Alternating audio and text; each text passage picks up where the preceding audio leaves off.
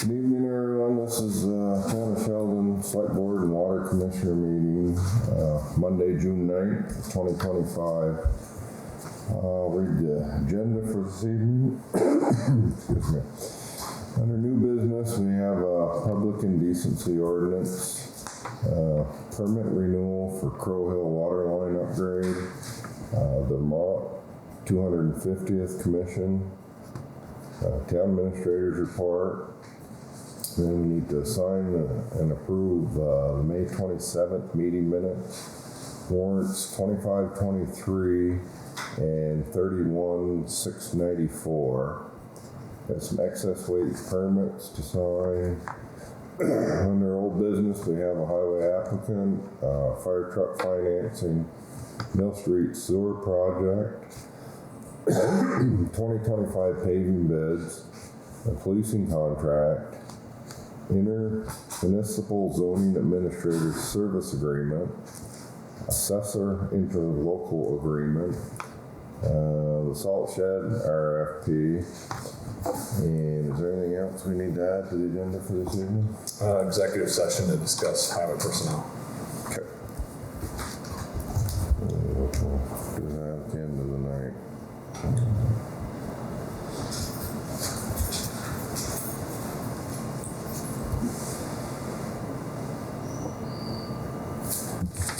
Alright. Jump into this public indecency ordinance. We've got Debbie on there to listen, or you there, Debbie?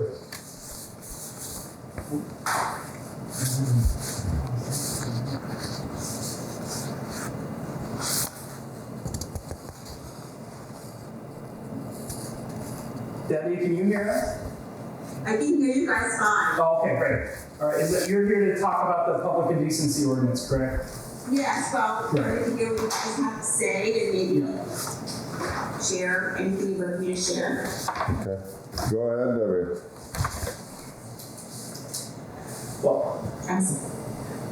here, Debbie, I can give a little background first, and then you can share your perspective. Is that all right? Okay. Yeah. So Debbie actually was the first person to let me know that we might have a problem here.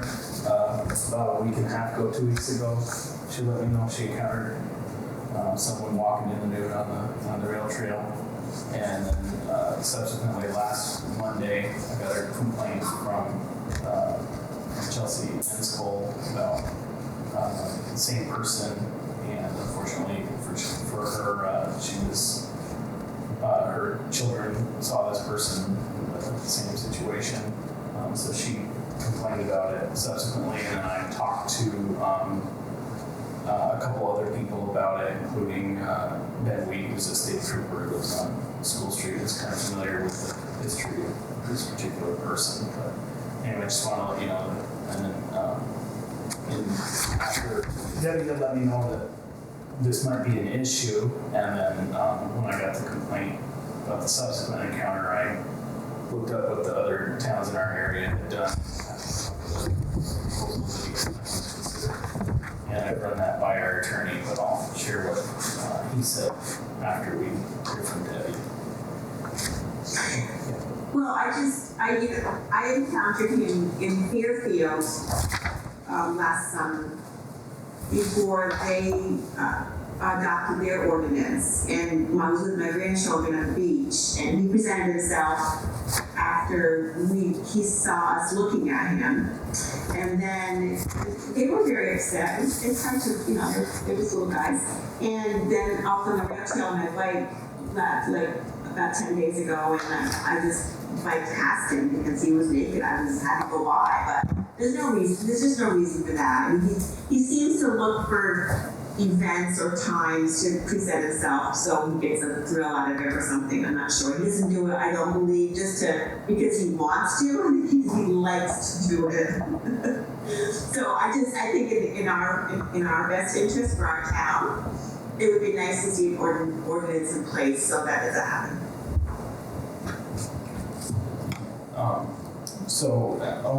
I think almost everyone here is familiar with the state law in Vermont being that it's all right. You can be nude in public in Vermont as long as you leave your house in the nude.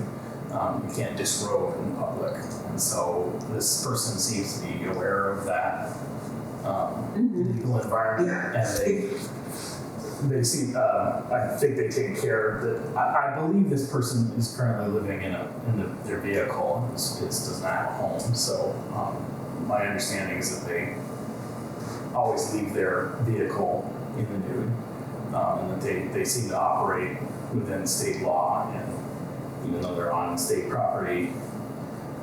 So again, I talked to Trooper Reed about, and he had talked to this person about the same incident with, that Chelsea had told me about, and he's interacted with this person before and tried to explain to them, why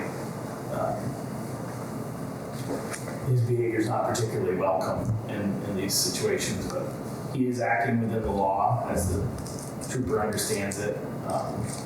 And he did mention that the town might, as the other towns have, consider adopting an ordinance.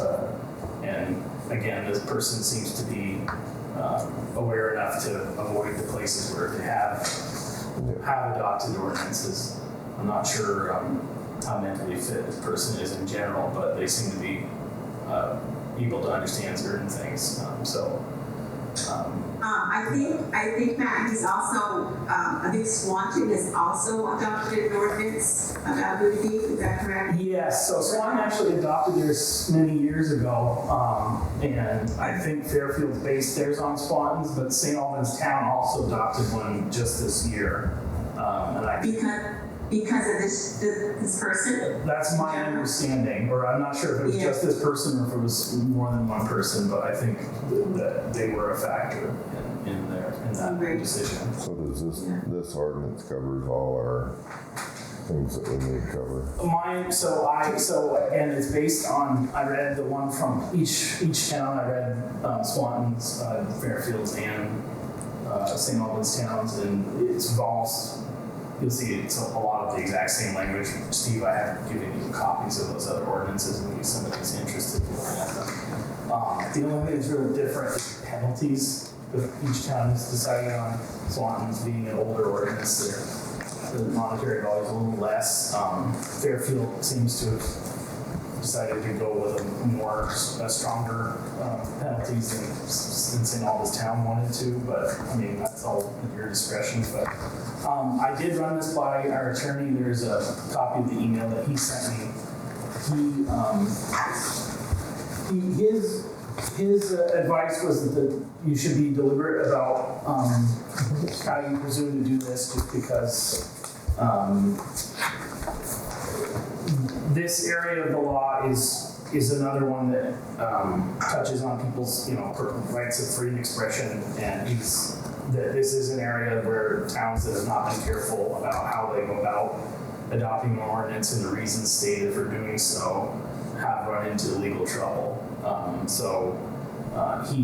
He wanted to make sure that the town is deliberate in the process of doing this and careful how things are worded, and that the town is not necessarily passing judgment on some sort of moral standing, but rather this is reflecting the best interests of the town in terms of health and safety, impact on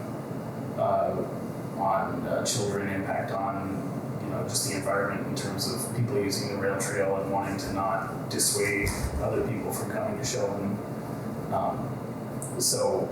Anyway, I'm not going to tell you what to discuss, but he wanted you to keep those things in mind when you're discussing why you might want to adopt an ordinance and how to tailor and how to do it. But he only added one specific clause, which is the second paragraph in the authority, under the authority paragraph. That's the only addition that he made to what I had written. Matt, do you know if he has broken the ordinance in any of the towns that have adopted the ordinance? I'm not aware of that, but I did not speak directly to any of those towns about that. I mean, Trooper Reed was not aware of that, but I didn't ask him either that directly. It sounds like once he's aware that there is an ordinance in place in town, he moves to another place, it sounds like. That's what I'm hearing as well. So, anyway, just personally, it's kind of, I'm sure none of the towns really wanted to discuss this. It's kind of unfortunate that the towns have to do something based on one person's behavior, but that's just my opinion. Yeah. Well, it is a shame if it takes one person to do something like this, but still, people and children are affected by that one person, so it's Absolutely. just the way it is. Can I see Fairfields? Yep. Was it leaving right now? No, sorry. I'm reading, I thought you were looking at ours. I just wanted to see what their penalties were.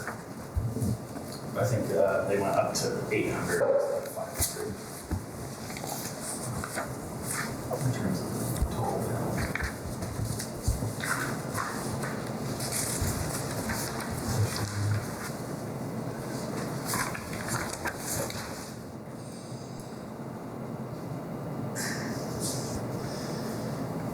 Well, do the penalties have to be, for each ordinance, you can set your own penalty? Yeah, I Have to be mean- the same as the rest of the ordinances in town?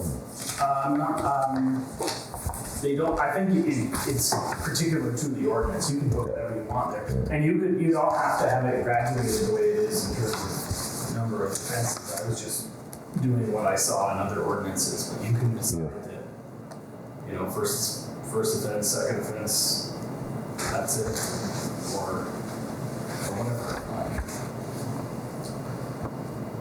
I don't think it has to be uniform with the other ordinances in terms of offense. The other thing I'll mention, just because I know everybody's new to this, so once the select board adopts an ordinance, there is a time period when we will have to publish notice of the ordinance in 5 places around town and in the newspaper. There will be a 44-day period where people can choose to file a petition against that. So if there's a petition with, I think it's 5% of the voters signing it, then the select board would be obliged to call a public town meeting for people to vote on the ordinance, or in which case they would be voting to rescind the ordinance that was adopted by the select board. And if if somebody files a petition within 44 days, there's a period, I can't remember, I think it's 30 days within which you must call that town meeting, or must be held, you must call the town meeting, and that has to be held and all that. So that could, in theory, it could be a lengthy process, but if there is no petition filed, then the ordinance becomes law 60 days after it was adopted. So 104 days before it's adopted? No, 60 days after it's adopted, it will become law, unless there's a successful petition to have it rescinded. In which case there'll be a town meeting, and depending on what happens at that town meeting, it would either become law or not become law. But basically, it's 60 days from when it's adopted that it can become law. I didn't get into it with Trooper Reed, but as I mentioned, he told this person that the town is considering doing that, and he was sort of hopeful that might persuade them to find somewhere else to go. But I'm not sure how immediately this person moves from one place to another. Yeah, it's been quiet down there a while. All right, any other questions on the ordinance here? No, Pretty straightforward. good.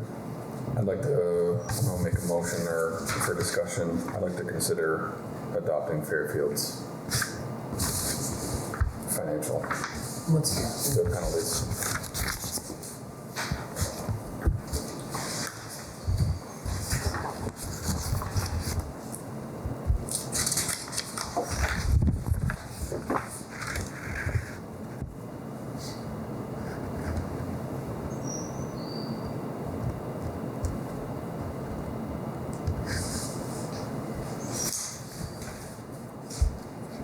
Yeah, and starts out less, ends up more.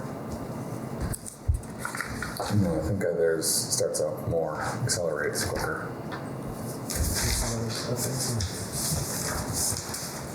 Oh, sorry, Fairfield. So this is Fairfield's here. Start sliding.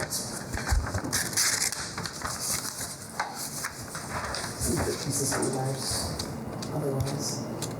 So those are all put together. So that's Swan. This is it. Will hopefully dissuade.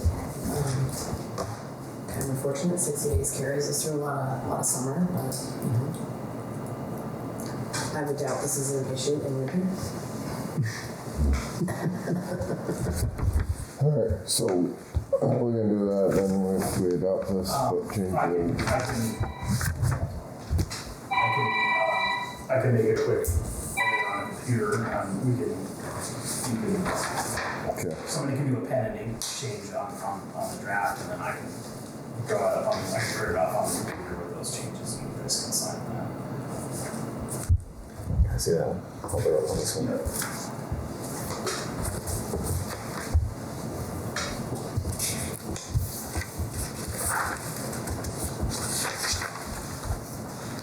Alright, so we have a motion to accept the ordinance with the change in the penalties. We have a second on that. Yeah. Alright, all in favor of the ordinance as written, except for section 6, civil penalties, which will be updated here and then say aye. Aye. Opposed? Alright, we'll adopt that and see what happens in 60 days, I guess. Yeah, okay. You want to sign this, or you gonna print out a new I copy? can print it out. Okay. Fix it, yeah. Yeah, alright. Permit for the renewal of Crow Hill water line upgrade. Debbie? Can you hear? Oh, Debbie, I can't hear you, sorry. Oh, you signing off? Okay. Thank you. Thank you, Debbie. Bye. Thank you.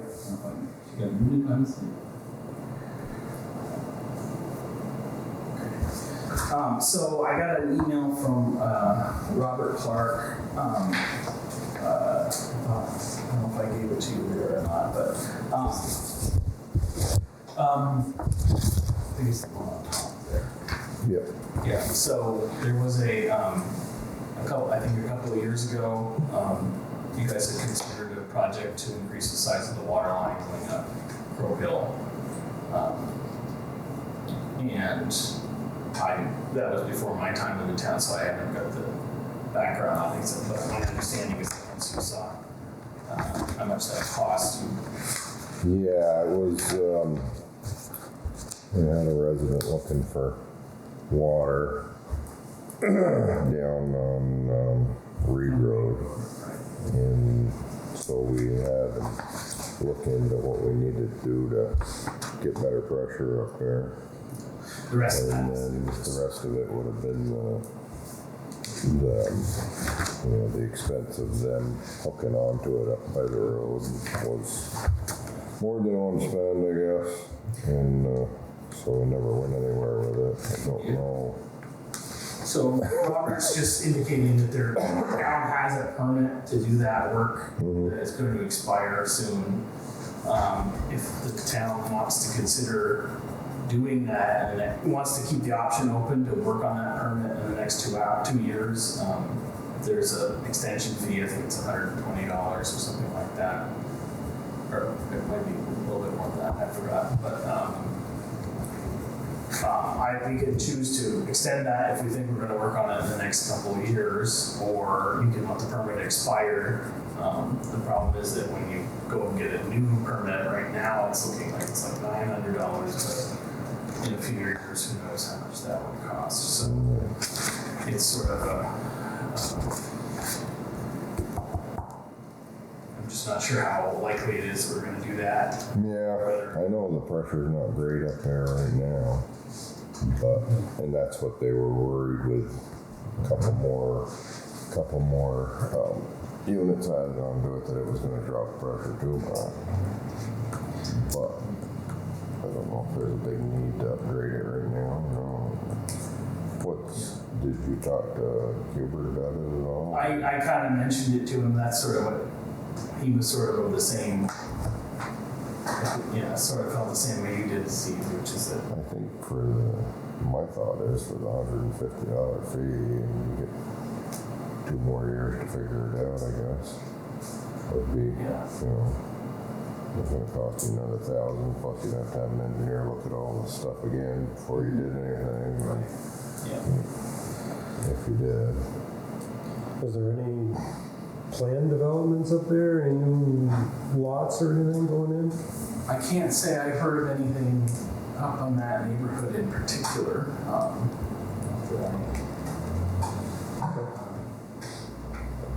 There is more land up there that could be developed. I don't know if anybody's selling it. There was some talk about running that line up past. Oh, yeah, keep going over Keep to going up the hill there, and Right. there's some land there that they thought might be developed at some point. well, once you get up to where my cousin Stuart lives, that's sort of the first top of the hill, but it kind of just goes down again and then it goes right back up. So if you had enough pressure to get up to the top of that hill, it should carry over to that little neighborhood there, in which case, yeah, you would pick up, you could pick up several customers over there. Was it last year or the year before when we had this discussion? I think it was The year before, it was before Matt. I mean, we can just renew it, and then if nobody takes up on it after this renewal expires, we just let it go. Right. Okay. It's a 4-year period with no new amount of development. Yeah, I would say for the $150, you can keep it going for a couple more years just to get it. I'll make a motion to renew the permit. Okay, I'll second that. all in favor? Aye.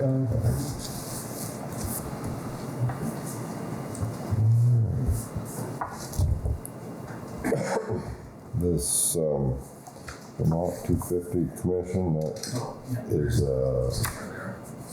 it's on the bottom pile. yeah, I saw it. I'm gonna shuffle it around. That's right. So that actually came to us a few months ago, and I've just been It's, putting it off because it seemed pressing, but it's really just a resolution for the select board to, I guess the state has designated some statewide commission for the upcoming semi-quinquennial 250th anniversary next year. And it's basically a resolution of the town supporting that commission and then resolving to appoint some local committee to oversee any events that we might have in Sheldon. I think the Historical Society and possibly some other, we don't have to appoint a committee, we just need to, it's asking for a motion, basically a motion supporting this resolution. And then I think the Historical Society is planning to have an Old Home Day celebration next year again, which would probably be the full any activities in Sheldon.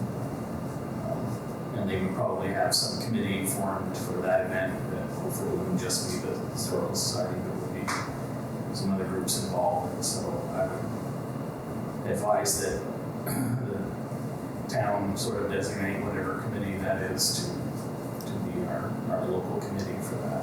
It hasn't been formed yet, as my knowledge, but I know the Historical Society is going to have a meeting, their general meeting later this month, and I think that will be on the agenda, or certainly be one of the things they'll talk about.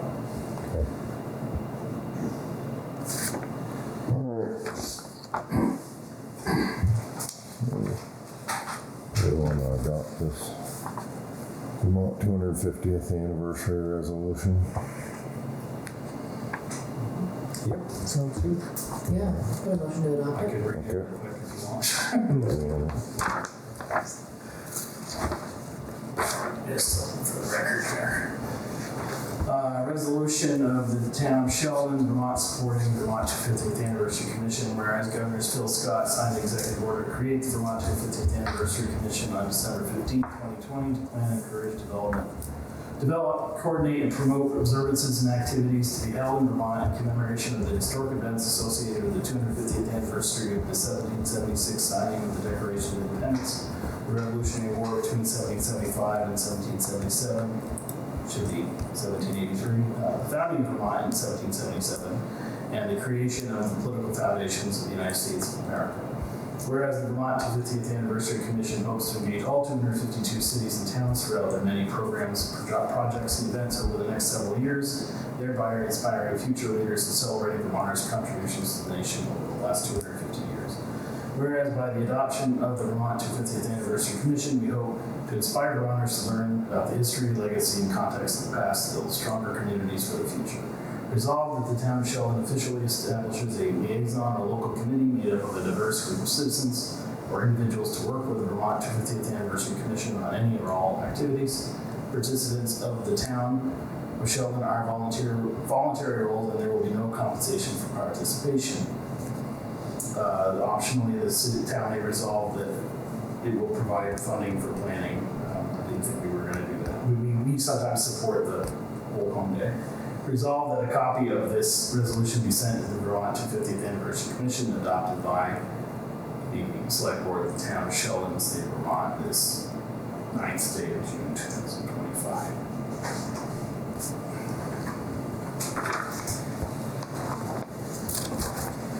Alright, so we got a motion. One second. Got a second. All in favor? You'll fill all that out? I will, yes. Okay.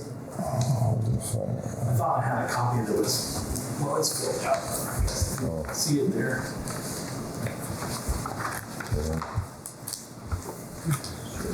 At the bottom of everything.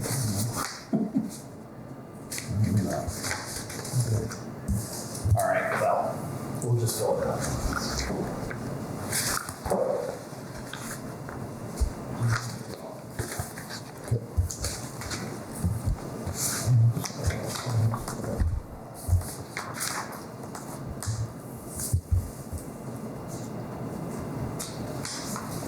Alright, so let's skip down to the Zone Administrator Service Agreement. Can we get that all straightened out here?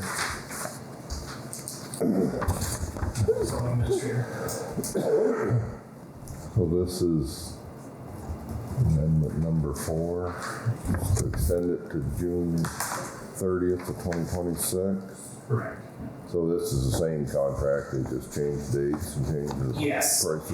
Yes, I didn't print the previous iterations of the contract, but Okay. it isn't going up in price by about $2,000. $2,000, yeah. It's going from not to exceed 12,500 to not to exceed 14,620. Municipalities will be charged only for the cost of providing services based on the actual cost of payroll for engine management. Funds provided to NRPC for regional planning under sections 43, 41, 43, 46 of Title 24 shall not be used to provide services under this agreement.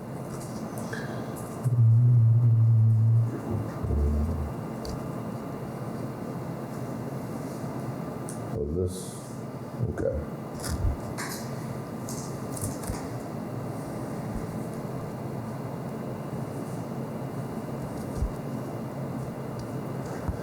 Alright. Let's see that. That's not a room.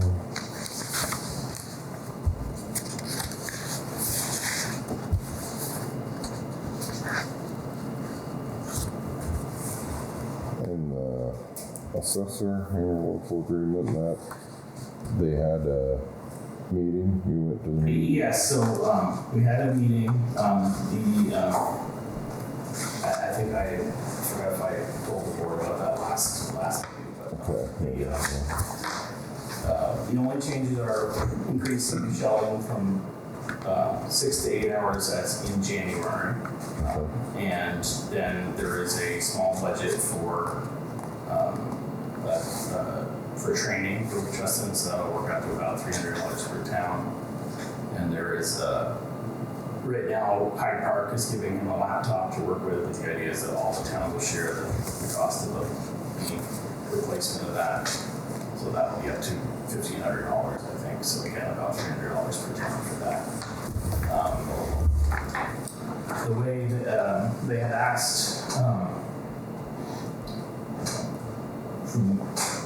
so the way that that is worded is that the select board can appoint someone. Basically, if you want to approve the contract by motion, and then you would designate someone to sign the contract on behalf of the town. And that could be Steve or it could be I. And then there was a specific wording they were asking for on the motion for that.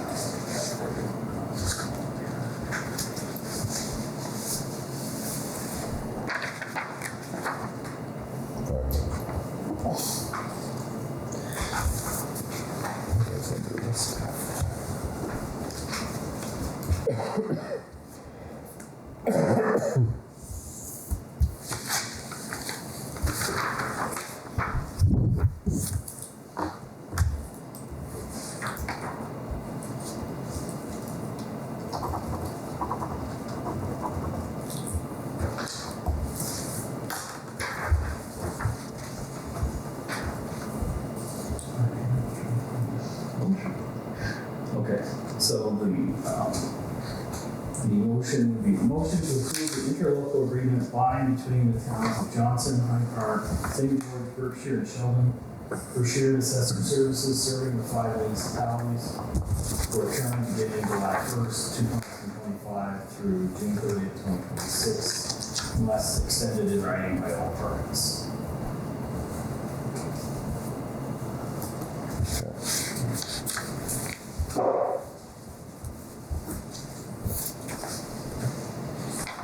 So, that's this. Yeah, that's that big thing there. Okay. There's a signature page toward the back there. Alright, I guess I need a motion to accept well, let's start with the zone administrator one. You've all looked at the contract. Yep. Okay. Take a motion to accept this zone administrator service agreement. I'll make a motion. Alright, second on that. Alright, all in favor? Aye.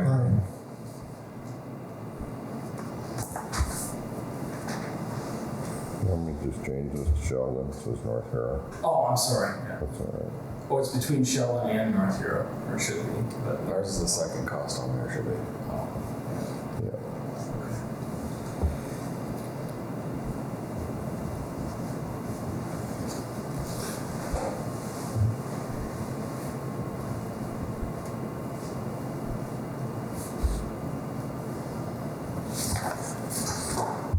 Alright, any questions on this assessor one? Nope. It hasn't changed, right, except for a few things you just mentioned. yes, so the cost will increase next year, which we will have to account for in the budget for next year, but I think it will be, it would stay the same for the rest of this year. Okay. Still the same arrangement where Justin is an employee of the town of Johnson, and so Johnson pays him directly as an employee, and then they invoice all the other 4 towns for his services on a monthly basis. Just like I said, there's just the only additions this year are a training budget and a laptop budget, I think. Also, Justin did increase from he is getting a slight raise as an employee because he trained up from, he was an assessor level 1 and now he's an assessor level 2 according to his training. So I can't remember exactly off the top of my head what that change in pay was, but it was modest. It was about a equivalent to a 3% increase. So it's very similar to the other raise that we gave everyone else this year. Yep. All right. I have a motion to accept this agreement. I'll make the motion. All right, second on that. A second. All in favor? Aye. Opposed?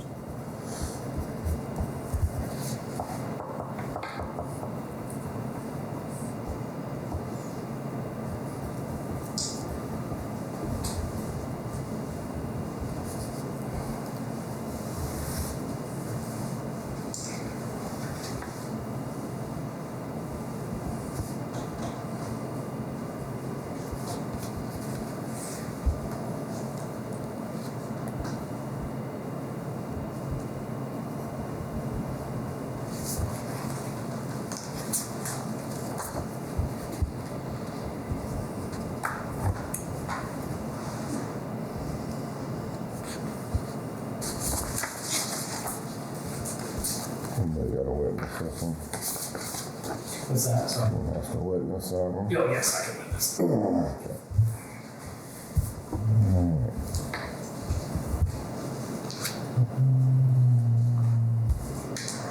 Middle Street Sewer Project, where are we with that? So, Any closer to putting it out to bids, or? well, so, hold on, let me get the email from Robert. So Robert sent me a couple of things there. One is a contract which he supposedly delivered to me in December, but I do not recall receiving that email. So anyway, that is the contract that we should be having with him for his services as an engineer. I'm not sure what happened with that, but anyway, and then below that you see sort of where the designs are at now. I'll read you his email here from last week. We were working on finishing plans, which are the current set is what you have there. We're planning a site visit next Tuesday to go door to door in the evening to see if we can get some. I'm also including a copy of the proposal we previously provided. Again, I don't know if he sent that to someone else, but I did not receive it. So the schedule at this time would be, the final design would be done by June 20th. They would submit permits for this by July 1st. Again, there would be a state permit needed because in certain places we're going to be moving the sewer is going to be moved more than the number of feet. So we could advertise the project for bid by July 15th, with the bid opening on August 15th. Targeting fall construction, though it might not be possible with the contractor availability and current workloads. So that's what I expected. It might be talking about next year as opposed to finishing this year.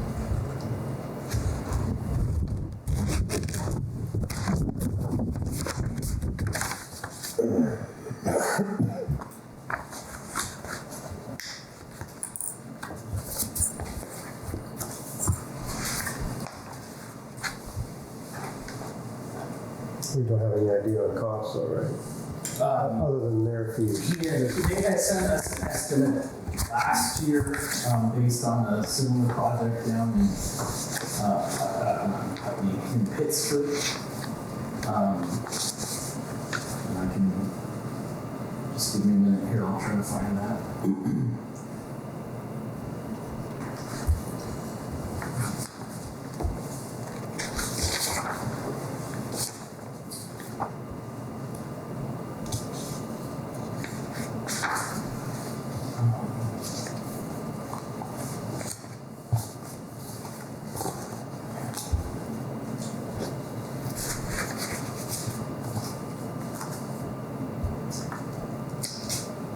Now, that estimate, so this estimate was based on their, okay, so to back up a little bit. Not Otter Creek, but Phelps Engineering, who Robert used to work for, who did our water project. When they did the water, at the same time they were doing the water connection project in 2013, we had an estimate done. They did a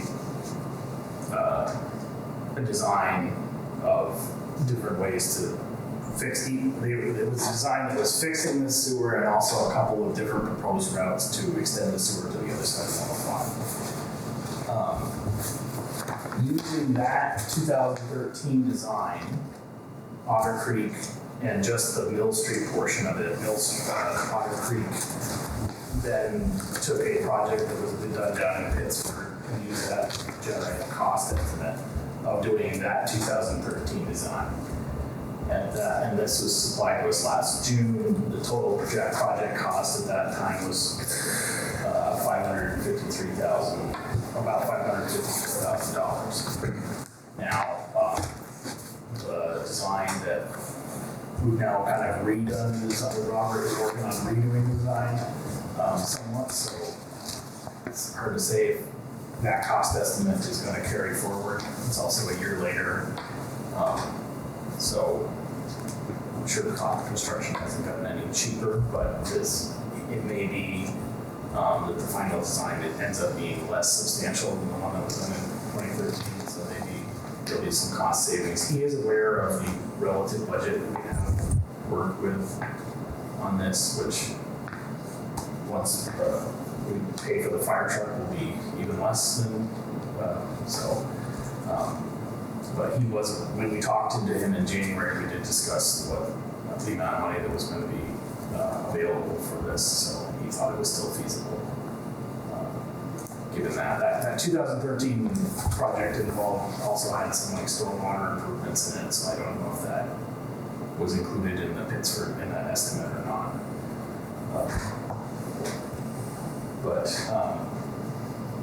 For example,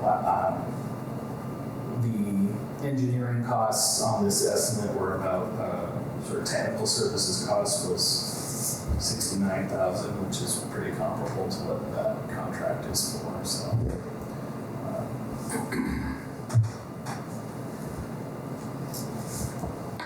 So if this, I do know that he was telling me in January that this pipe that used to be able to put in the ground for, I forgot what he said, but now it's like $48 per foot for putting a piece of pipe that you can see on the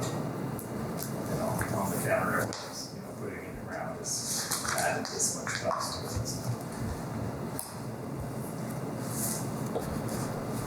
Alright, so we need to sign this agreement with it, keep going? Apparently, yes. Has to finish what he needs to do. Yes, yeah. Okay. So he will need that contract executed to complete the designs. Alright. They're carrying us through the bidding. They will help us through the putting out bid proposals. Yeah.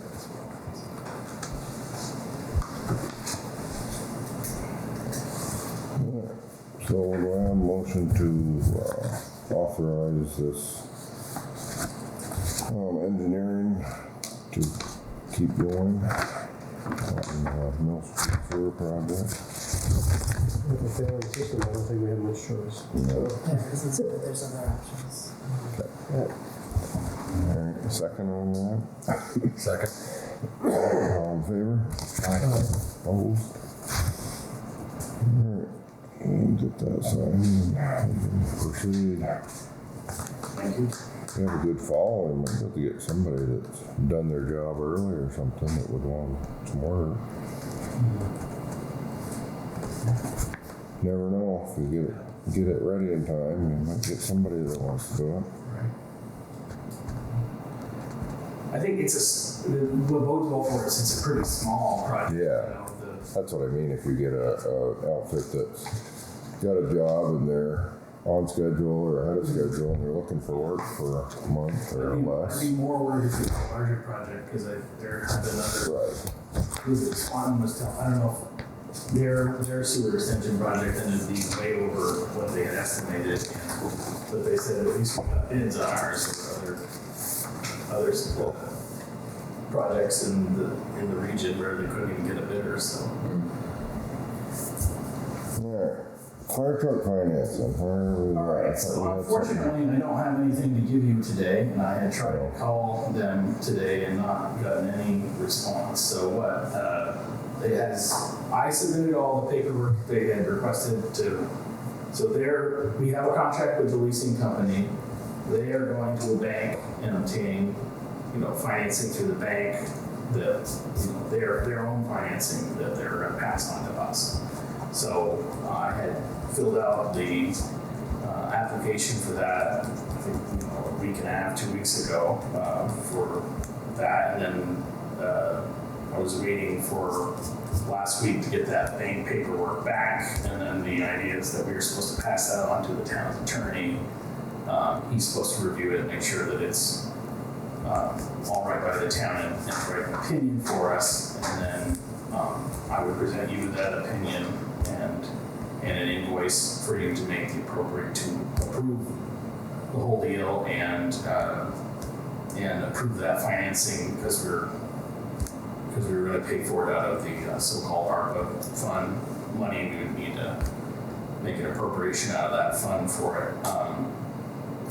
And in theory, the deal was once those were done, there were some other things that needed to be done with the vendor that the leasing company would be doing in terms of, and then getting insurance through the LCT for the truck and other things like that. Yes, Nick? Do we still need to get that approval if the money was moved over to our other account and the way that the usage was reported was that it was for salary and et cetera? Then we were to report that? No, we do not need to have so some towns that kept their ARPA funds didn't use it. They just kind of put the money for that purpose. And then they have to disclose what purpose those are used for. Every year we've been filling out a report that says we used it for payroll in 2021 and 2022, which is what we did. So essentially I just filed that report a couple weeks ago, and essentially until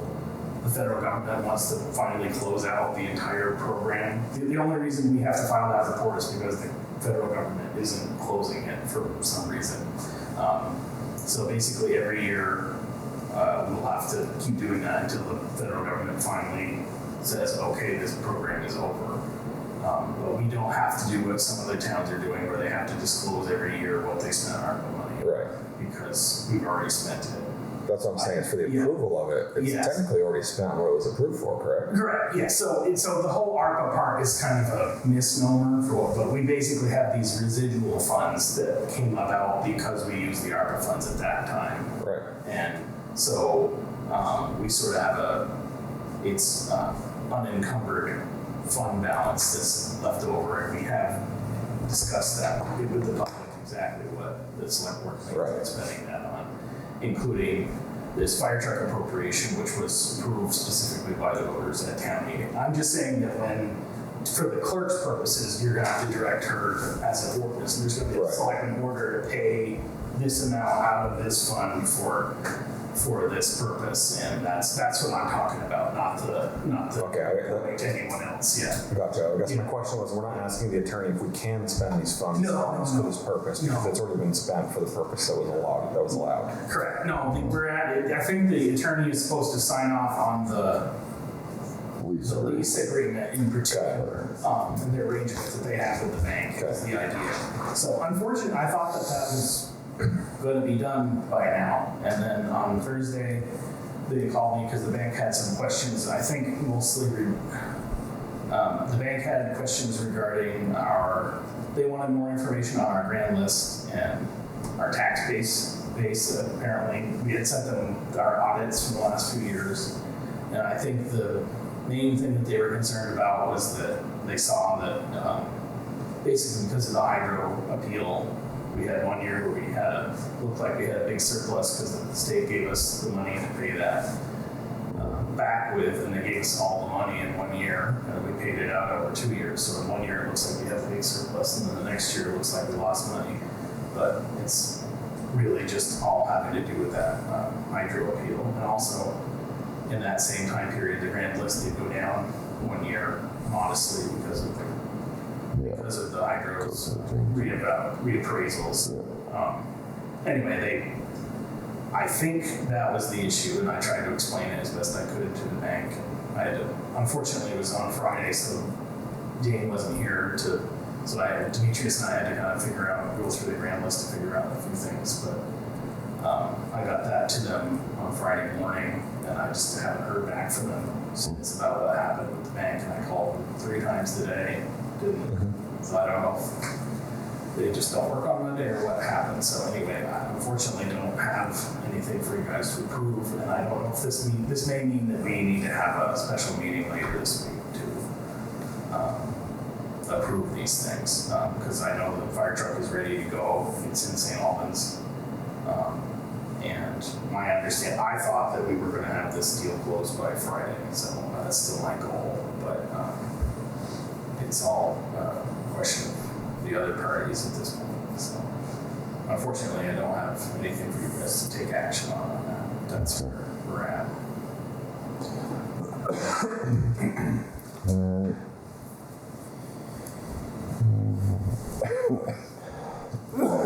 Police and contract. I think you all have a copy of that. So for your benefit, Steve, the sheriff was here last time. Was it here last meeting? Yeah, he came to the last meeting, and I think that was pretty cordial.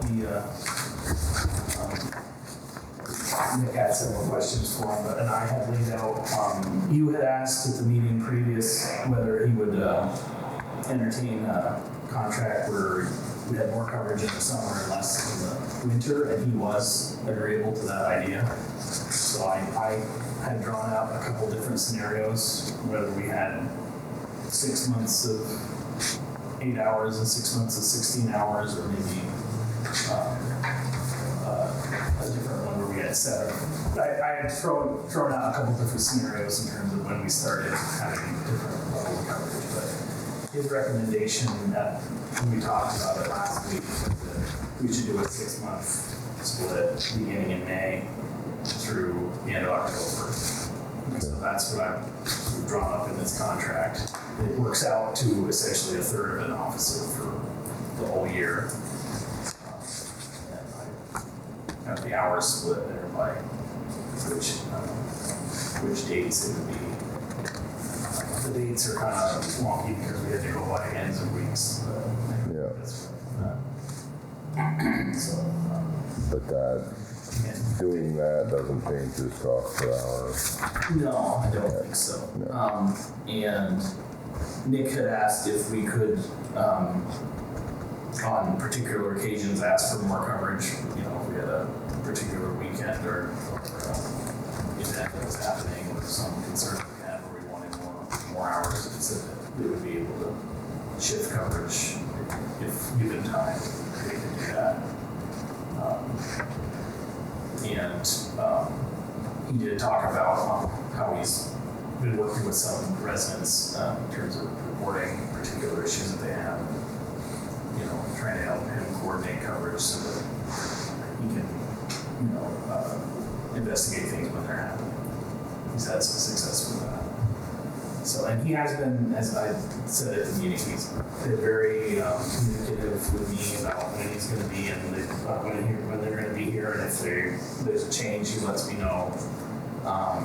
And for the most part, I would say with only a couple of exceptions, they have been able to split the shifts so that there's we only have 8 hours coverage a week, but he's doing it over 2 days, pretty much every week. And I think he will continue to do that under this contract.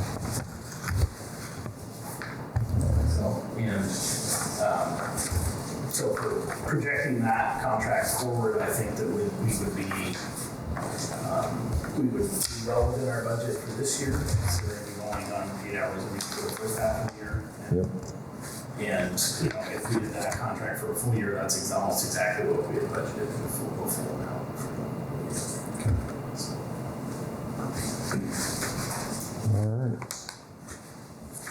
All right. So.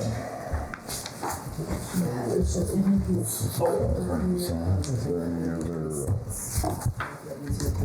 any other comments or concerns? Oh, yeah. Oh, we'll just do a pen and ink edit there, I think. Sorry. Nothing for me. Nothing for me. Alright. Take a motion to accept this contract. I'll make the motion. I second it. All in favor? Aye. Opposed?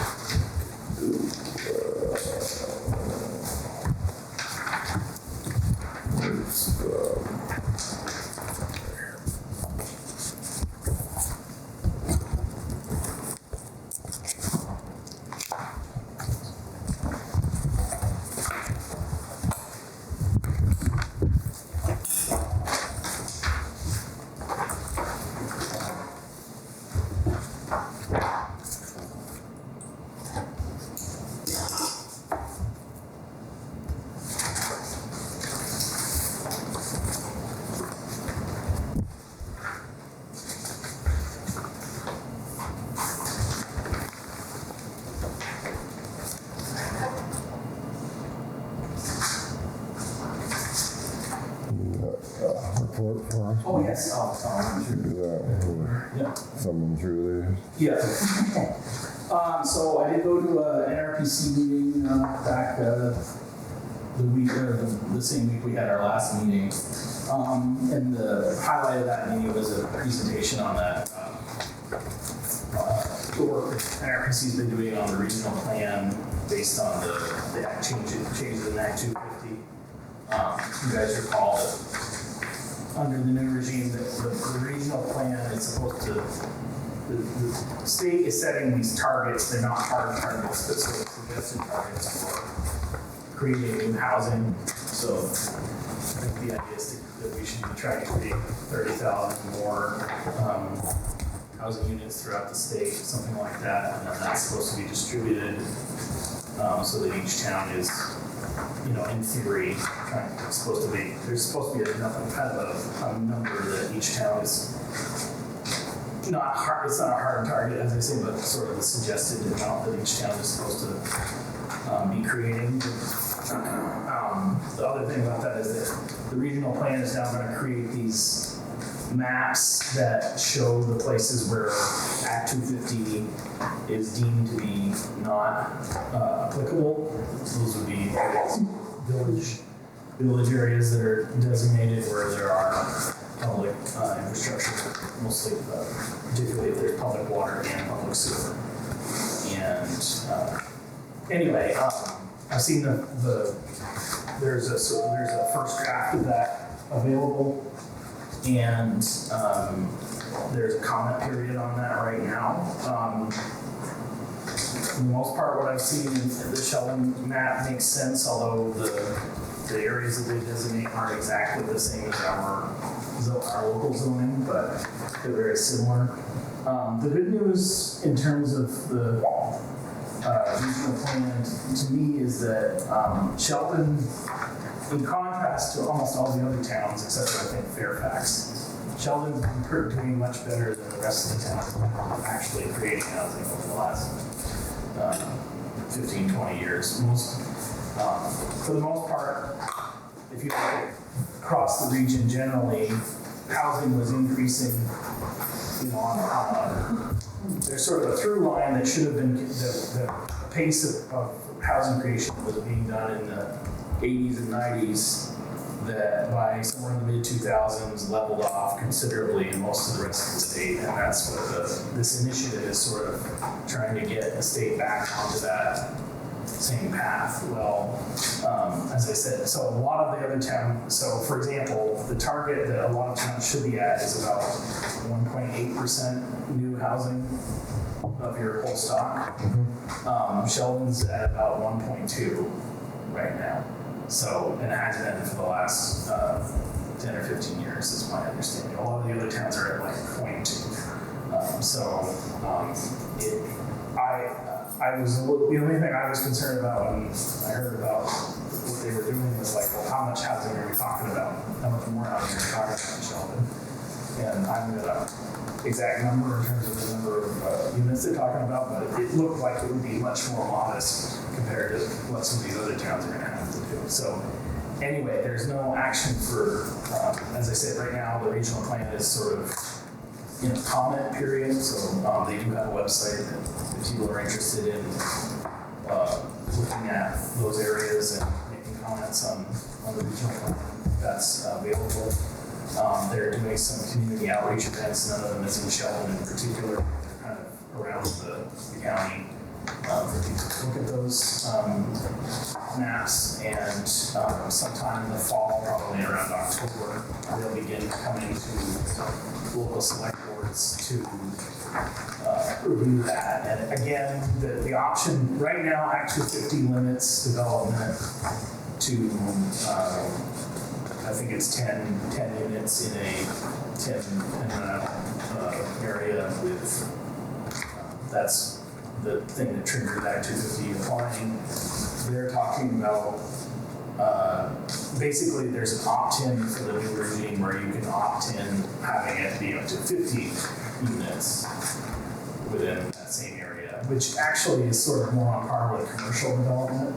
It would be almost the same rules that there are for commercial triggering of Act 250. So that's really the decision that the select board would have to opt in on, is do we want to keep the old Act 250 regime or go with the new Act 250 regime? Again, that will be in October, and then NRPC will be doing a better briefing than I just did. But anyway, it looks to me like that wouldn't be as significant a change for Sheldon as it will be for a lot of these other towns. So we had a hazard mitigation meeting last week, which I think was very productive. So Stephanie was here, who's our consultant from Seam Solutions, working on that for us. We are kind of on an expedited path for that because the grant runs out in September, but we went through pretty much all of the hazards. We went through pretty much her entire, the entire committee part of it, and she's taken those things home and is putting together a plan that then we will, again, we'll have a public comment period about, and there'll be some community outreach to get people's opinions on that. So we basically went through a long list of different hazards that can affect towns that can trigger FEMA events of some sort, because that is mostly having a hazard mitigation plan is a precondition of receiving FEMA funds at this time. So, and the town does not have one currently. We haven't had a FEMA event in Sheldon in a few years, but they do happen. So I think off the top of my head, the most common thing risk that we were basically going through all of the different risks, talking about the impact they might have in Sheldon, across different criteria, the likelihood that they would happen, and then assigning them a score for how bad the hazard would be considered, and based on that, we would determine what the top 5 hazards would be planned for. And I believe that top 5 list was inundation flooding, erosion, having to do with flooding, ice storms, the other, we did, and wind damage would be the top ones that we identified. And again, there'll be more details on that when she finishes her report, and I'll share that with you guys, and there'll be a public outreach process on that. But as far as I know, that should be the only committee meeting that you're going to have. Maybe there might be a subsequent one. But the other meeting I went to last week was training on the municipal roads general permit, which is that's the permit that Natural Resources gives to all the towns in the state where we're supposed to control our stormwater on our roads and It's all based on the loads going into the lake ultimately. But anyway, that is the program that there are 2 grant programs that we work with pretty much every year that are based on that permit. We have one grant this year that is in part, you have to do an inventory of all your roads to determine what the erosion status is of each little segment of them. That was initially done in 2017.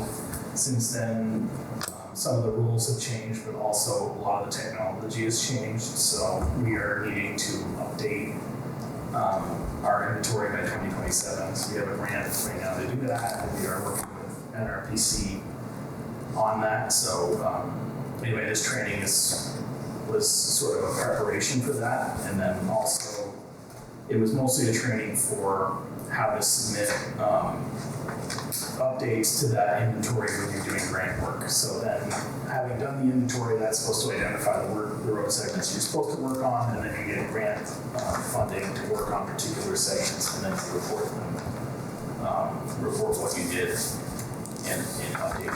And then the idea is to sort of rinse and repeat what your inventory is in full compliance, or but then storms come along and things go out of compliance is the idea. So anyway, so that was very helpful. I had kind of signed the whole crew up for it, but then Seth decided that they had some work to do on Thursday that they thought was better than having them go down to Georgia, and I think it would have been all right for him to come, but I thought it was going to be more, I was hoping that the whole crew would benefit from understanding how the program works, but it really was more targeted at administrators and road foremen particularly, or whoever was going to be doing the bean counting, so to speak, on these grant projects. So I think that was ultimately a good idea. Okay, so a couple of specific things that happened. The state let us know about general reappraisal of utilities, that the results of which we learned recently. I was a little concerned about that because I heard from some other towns that the reappraisal had gone down on quite a lot of the utilities, but from what I see, and I have not shared, Justin hasn't looked at it yet with me, but I think only the Enosburg Falls electrical utilities appear to have gone down in value somewhat, but the rest of the utilities in Sheldon seem to. The solar ones are locked in for a 25-year period, I think. And the hydro has already been reevaluated. But the other, from what I'm seeing compared to last year's grand list, the Velco and Green Mountain Power and Vermont Transco, I think all of those went up in value. So I don't think it'll have a negative impact on our grand list. And Enosburg is the least valuable of all of those utilities. So anyway, I'll have to find out from Justin exactly. He had finished the residential grand list, and of course this came in right at the end, so he'll have to redo his figures on that. But we have put out the notice for grievance, and there are a few people who nobody's filed a formal grievance thing yet, but there are a few people who have questions about their changes in appraisal that were made, so we'll be following up on that. The grievance hearings will be held on June 18th, so that's Wednesday after next, next Wednesday. And we'll see what happens after that. The state, Rick had to let me know, I don't know why I didn't know about it otherwise, but the state apparently is, not specifically the Buildings and General Services Department of the state was going out for a salt contract soon, and they were offering to municipalities the option to get in on that bidding. There's no obligation to the town to actually be held to that contract if it's successful. So I basically submitted a letter saying, we're the town of Sheldon, we use about 500 tons of salt a year. Please consider us in the bid. So that will go out for bid later this month, and we'll see if that is a better price for salt compared to what we're getting on our own. But if it isn't, we can continue to buy salt on our own as well. One issue that had a couple people report some parking violations. I'm trying to figure out, so that brings a question up that another ordinance that I'd like to revisit is the traffic ordinance, and for a couple of different reasons. One of which is I don't think it includes every road that we have in Sheldon. I think there are a couple that are off of it. The speed and traffic ordinance, there were a couple. We went through all that when Bob was as the sheriff, because we did have some that weren't. Yeah, and then I remember somebody called me last year with a complaint on the Gilman Road, I think, and when I looked at the ordinance, it's not on there, so it's only a couple of the roads, but, you know, it might, and then the other. I don't think that was posted for anything else, was it? I don't know, but it's just listed in the ordinance, so it's, I don't know if you can, I'm not sure how that works in terms of how you can enforce it, or if there's a general, but the other thing in that ordinance is there are some parking. Parking is covered by the same ordinance, but it's not. I wish it was a little bit more specific in the language. So, for example, it kind of says you can't park in some obvious places. You can't park like right in front of somebody's driveway and things like that. But it doesn't actually have any prohibition on. It says that the highway department can erect signs, and until they take them down, parking's not available in those areas. But I don't know. Somebody might question, well, what is a is it a temporary sign or is it a fixed sign at all time? So most of the issues that we have are with people parking in turnabouts, which we only do in the winter also, so I don't know if that's a thing that we want to have more seasonal enforcement of parking in those areas, or do we want to be more cut and dried about it? So anyway, it's not anything for discussion tonight, but something I would like to look at is that traffic ordinance. Another ordinance that I've had some difficulty with is, Rick had asked me about the fire ordinance that we have, and we appear to be missing a page of that ordinance, and I cannot find it. I even went back to the minutes of the meeting in 1996 or whatever, and I did not find one of the pages of that ordinance, which would get into the penalties. So we may need to, I'll continue to look for that, but if I can't find it, I may ask you to re-update that ordinance so that if we do have to enforce a burn permit, we can do that. Finally, I'll get to there's a report from the town clerk include the budget things there. The other, speaking of ordinances enforcement, we had a dog issue last week that did get resolved. Thank you to Maria, who volunteered to watch a dog for a night.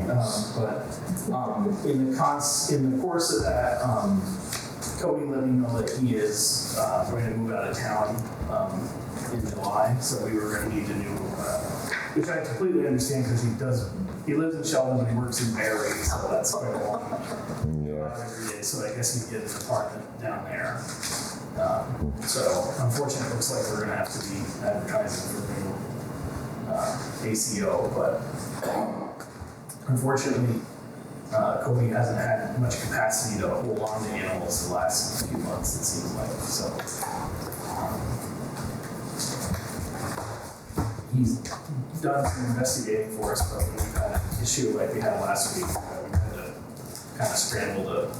Luckily, we've been able to find the owner in every case, and most of the time within the day, so nobody's had to get a dog home.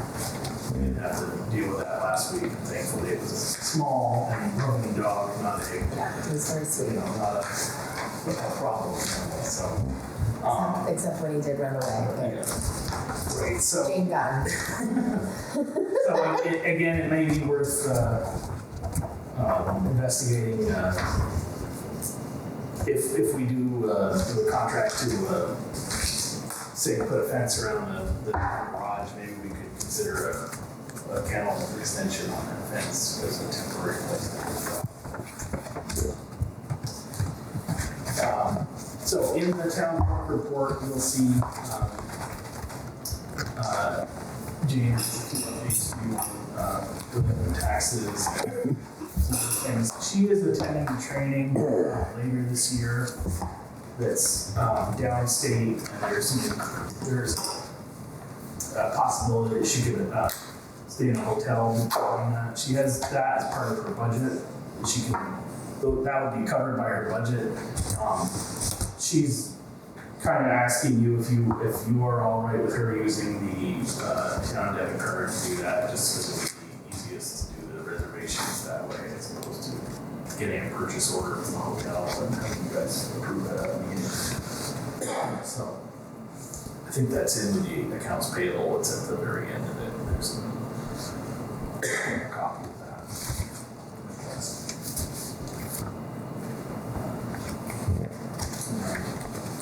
There's one other thing she was asking for. All right, here. Oh, The there's catering. the catering thing, yes. It's under new business, minor catering permit process update. Department of DLL has cut the lead time from 14 days to 5 days required for notification before events. I'm requesting that in the case of notice an event catering application before the next select board meeting, that the select board delegates the town clerk to approve catering permits that fall within the window. Standard practice in many towns. All other permits, first, second, and third class, liquor licenses and tobacco will still go to the select board. Right now, there's no current catering permits pending, and they only processed a few last year. So we just need to make a motion to I think so. approve her. Yeah. So that'd be like a wedding event, for example, or something like that. It's on a small event or something, it's a liquor license. All right, so can I get let's see how it does. Get a motion to delegate the town clerk to approve catering permits. Make a motion. All right, second on that.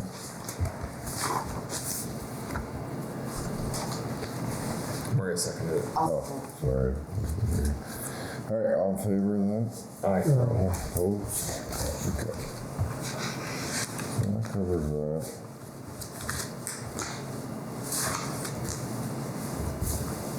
What, do you have those paving bids? Oh, so I talked to Seth. this morning. Unfortunately, I have them, unfortunately, they're on my phone, because he had them physically, and his printer was, or sorry, they've had some, phone problems over the town, or over the garage, where the internet went down, so I've got a service call in to consolidate to fix that. Okay. And I did not have enough time to print these off for you because they're on my phone, unfortunately, so,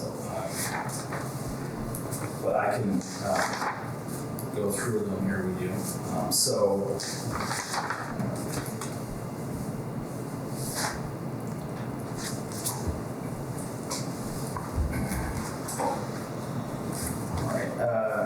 So we have bids from Whitman Construction Corporation, SDR, and Pike, and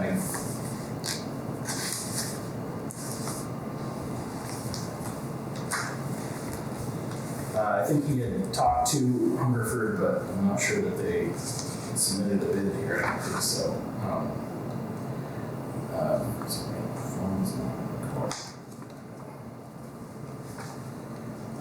I think in any case, all of these companies did an estimate on the different estimates on the tonnage that would be used. But I can let you know that, and you guys can look at these if you want.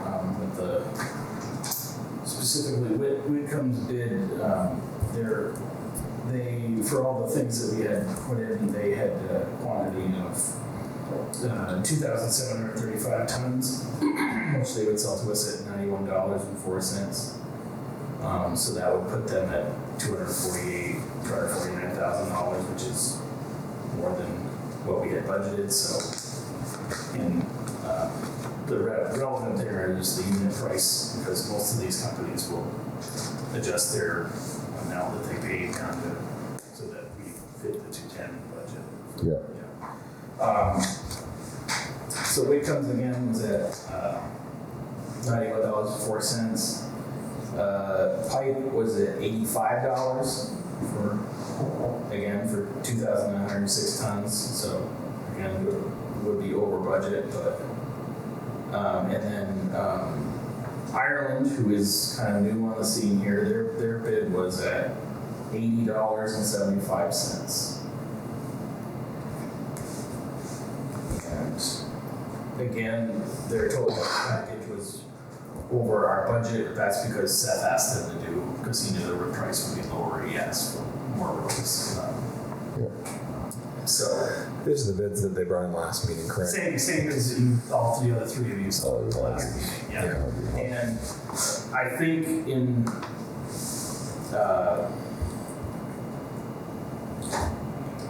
there's a possibility that Pike and/or Ireland could do better on than the specific price. That's their budget quote price, but the actual usually is lower, maybe only a little bit lower. But It sounds like he said Whitcomb's got a big paving job on the interstate, so it didn't sound like they were real hungry. I think that's why Ireland's cheaper, because they're new at the game and they want to get some work. The only possible thing, I have not heard specifically whether Ireland got approved by the state for their stone or not. That would be the only thing I would think they would hold. That obviously, if they didn't, then they couldn't fulfill the contract, and we have to find somebody else to do it. But I think my understanding is that Fairfield went with that for their paving, but I kind of heard different things from people. The meeting went through last week about whether they were approved or not. So I did not have a chance to call Joe and Monty. I think the last I heard, they're supposed to find out in June sometime whether they're approved. Right. Even if they aren't, they'll just buy their mix from somebody else. Right. And they've got all the equipment to do it, so it'll cut into their profits, but I'm sure they'll still do the work. Right. So just to let you guys, again, the roads that Seth had asked for were, a lot of them are the smaller roads in the junction. Again, he thought that since the state is paving there anyway, it'd be a good time to do those roads. Unfortunately, I guess the specific type of project that the state is doing is one of their more limited paving jobs, so that is the reason why they're not paving the aprons as far as they have before. So they're kind of doing the minimal on some of those things. So we may end up paving a little bit more of these roads than we thought we were. But anyway, Casino Road, Danyon Road, Sheldon. There is a section of Sheldon Heights that really needs some help. And a little bit of Trophy Lane, the Clark Road, and then the other roads that he'd asked for, the Maury Road, not the paved section of the Maury Road, and then a bit of the Heels Road, including where we did the culvert. So those were and then because we were he also asked for, there's a section of the road kind of in the middle that he had asked them to look at and bid on too. So again, we probably won't end up doing all of those. I think, and also Port Farm Road also the school is. So we may end up not doing all of those roads, but or maybe not some of them. Maybe put less material down. Or Farm Road last on the list until they decide what they're doing. If they're going to make some changes or something. Take the rip up new pavement. Right. So.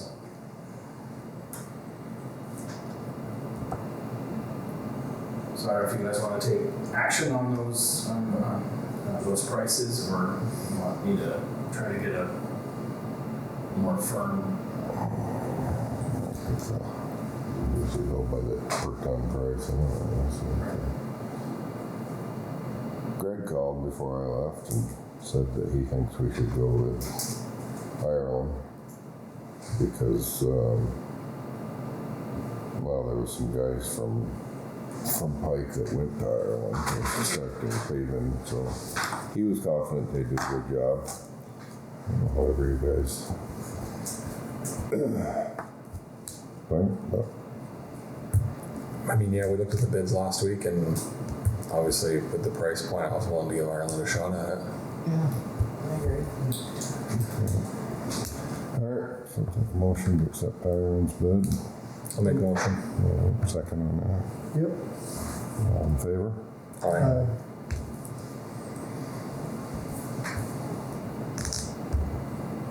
And we'll accept that bid if they can fulfill that contract. If they aren't able to fulfill that contract, do we need to have like a secondary bid in place, or? Well, that's a good question. Well, I guess it's when we find out, I guess, Right. because at a certain point, they're all going to be full of work. That's what I assume at some point there's. But I mean, Pike is Not quite much busy with this available. project out here, but, well, as Steve said, I think if the holdup is knowing whether the stone out of that quarry is going to be approved by the state, we should know that within this month. I think we'd be able to get a second. Or, I mean, the contract is a contract, so once we have the contract agreed to, they're supposed to deliver those things, or like Steve said, they'd have to get the material from someone else and still do the work. Yeah. It would be on them to. And it wouldn't be any different for them to buy that material than like Hungerford's, because Hungerford's don't have their own plant. They just go buy the hot mix and spread it out. But I think Ireland's looking to set up their own plant and do that part of it. But they've got the paving crew already in place, from what I understand. They just don't have their plant going yet. And I know that, Joe Montaigne's their estimator, and he was working with Pike last year. And I think a couple of He said there was a couple guys that worked with him that went over to Ireland. So, and I enjoyed working with Joe last year. He was easily the most communicative person that we've, dealt with on the paving side. So. All right.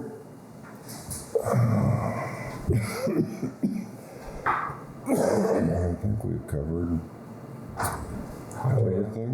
Highway applicant. Yeah, Salt so shed. I have that application, and I reached out to him. Unfortunately, I kind of forgot about it, and I did not hear back from him, so I was not able to get that scheduled for tonight, but it was the interview that fellow that submitted an application. Okay. He's not available to work until the 18th, so that sounds like he's getting out of school, so I can follow up with him and find out when he's available. And as I said, there's probably a good chance we may have to have a special meeting this week for the fire truck anyway. So if I can, I'll try to do those both at the same time.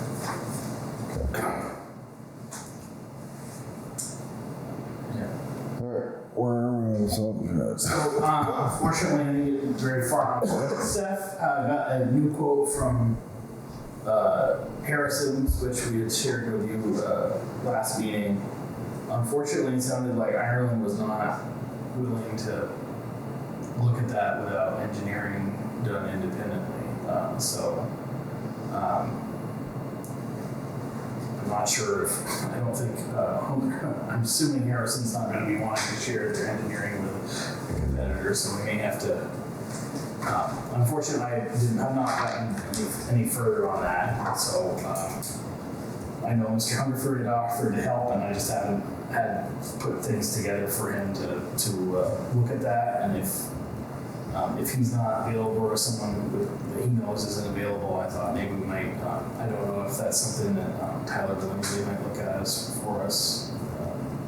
I know that he really deals more with culverts and things like that, but it is concrete engineering, so.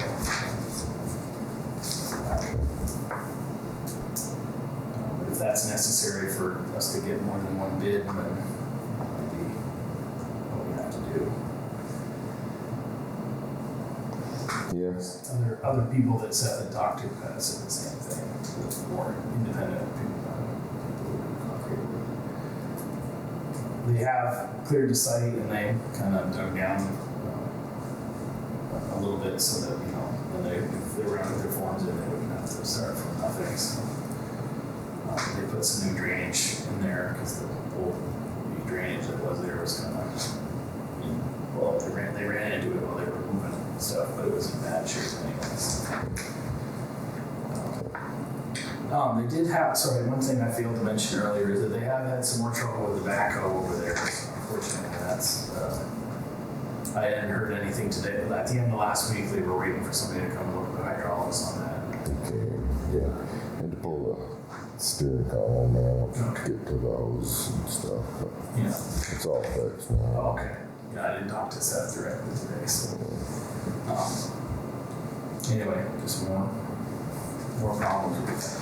He did share with me that there was another roadside mower available on Craigslist that he found for a pretty cheap bargain, but I don't know how reliable that is. But he just wanted to let you guys be aware of that. I did talk to Mr. Curley, and I think wants him to hold off on it for a few weeks, so I'm hoping he can get started on ours soon, doing the road signs. So I got all the paperwork squared away with him, so Yuri, that should be getting going. I'm assuming he probably didn't want to go out and do Dairy Day weekend and do that, but hopefully this weekend we'll have some of this kind of. So before we go up to anybody else, I mean, are you going to contact Mr. Hungerford? Yes, I feel like he's yes. offered for quite some time. Yes, no, it's just my fault, Nick, that I haven't gotten that to him. I just don't want to, we contact everybody but him. Right, no. So I'll reach out to him first, and then if he doesn't have time or is not available for some reason, I'll move on from there. Yeah.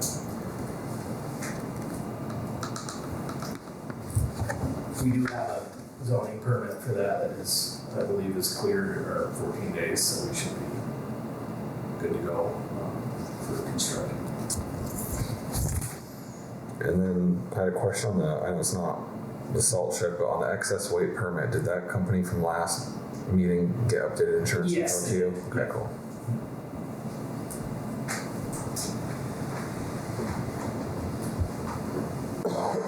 Okay. We want to go to executive session. Did we do the minutes for the 27th?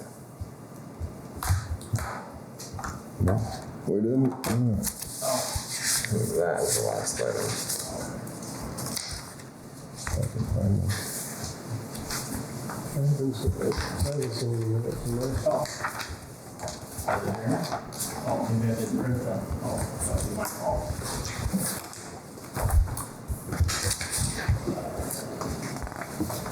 And then do we need to sign the adjusted public indecency ordinance before we leave tonight? Yes. Well, I can be fair to decency ordinance. Okay, let me go see what you think. Alright.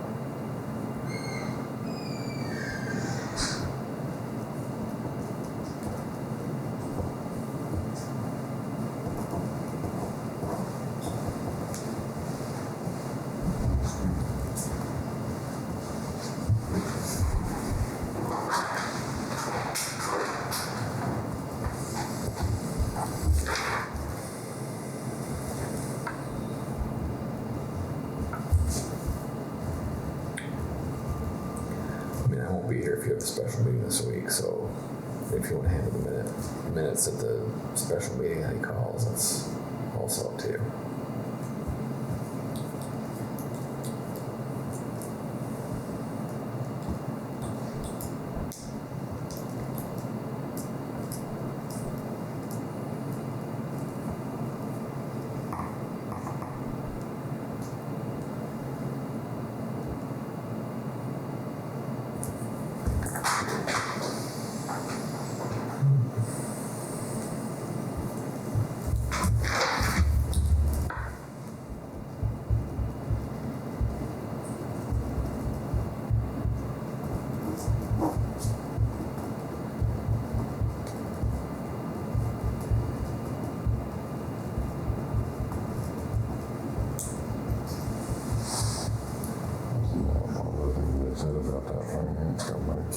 It is. I didn't want to bring it up though. Thinking about paperwork, Could we what the, go to a local bank? We'll just, can we go to a local bank and whatever, get maybe a better interest rate or whatever? yeah, And have it happen within 3 or 4 days? Just assuming that this isn't going to happen this week. My guess is. yeah, we probably should have gone to the bank, see if we could have financed it for more than 5 years.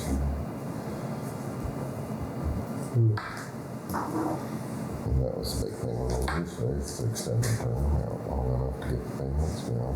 Yeah. Maybe if we didn't accept the Sure, term, we why- still pay it down quicker, right? I'm not sure why these companies worried about it's a municipal. It's not like the town's gonna go bankrupt. And we do leases and it's like, sign here. Right. No, I think we already put the lease agreement in generic one. I saw it. It's, they have the collateral of the equipment, Right. but I mean, and that's, when we deal with loans with people's trust, because I like to, you get a lot better rate for municipal, and that's what they said, there's, the town's not responsible, it's the people in town that pay the taxes, so they're always gonna be, the town's always gonna be solvent, town owns all the property if nobody pays your taxes, so, it's not like it's a big risk for a municipality. And that's why they get such a better interest rate than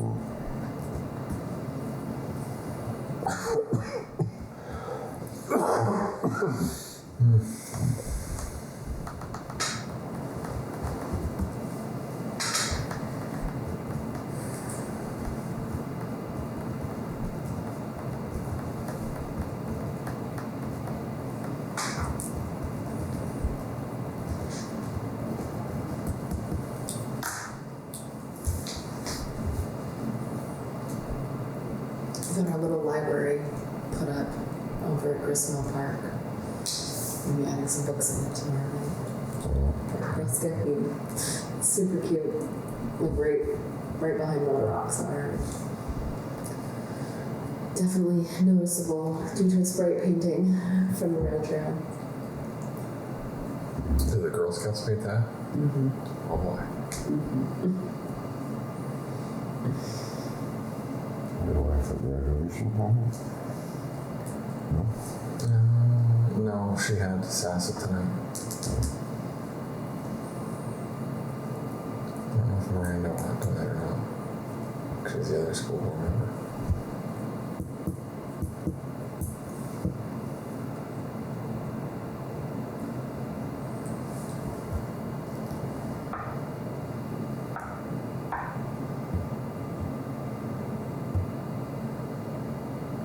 I graduated the 8th grade, so I got tonight, and the kids are to school till Monday. Yeah. The kids are still there for a week.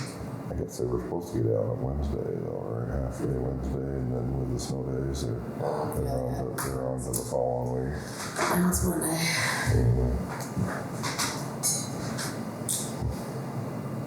Would be a lot of work getting done then. I was gonna say, I'm sure how much work's gonna be. Yeah, there's not anything. They have a bunch of like ice cream walking all day. Kids are staring at the windows all day. Especially a half day Monday. No, I got What's that gonna melt?